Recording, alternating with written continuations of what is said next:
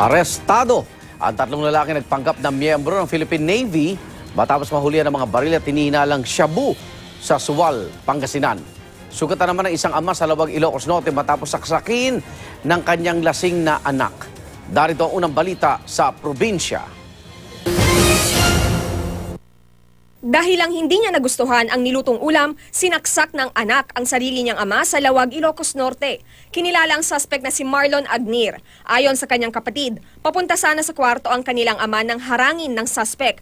Nagreklamo ang suspect dahil hindi niya nagustuhan ang nilutong upo at malunggay ng kanyang ama. Nagtalo ang mag-ama at humantong ito sa pananaksak ng suspect. Isinugod sa ospital ang biktima na kasalukuyang nagpapagaling. Sumuko naman sa mga pulis ang suspect na nagsisisi sa kanyang nagawa.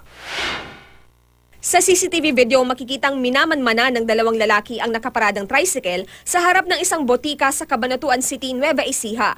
Nang mapansing walang tao at makahanap na ng tiyempo, tinangay na nila ang tricycle. Naaresto ang dalawang suspect matapos makilala sa tulong ng CCTV video. Na-recover din ang tinangay nilang tricycle at kinasuhan na sila ng carnapping. Tumanggi silang magbigay ng pahayag kaugnay ng kaso. Patong-patong na kaso ang kinakaharap ng tatlong lalaking naaresto sa Suwal, Pangasinan. Bukod sa pagpapanggap umanong miyembro ng Philippine Navy, nahulihan din sila ng mga baril, bala at 5 gramo ng hinihinalang shabu.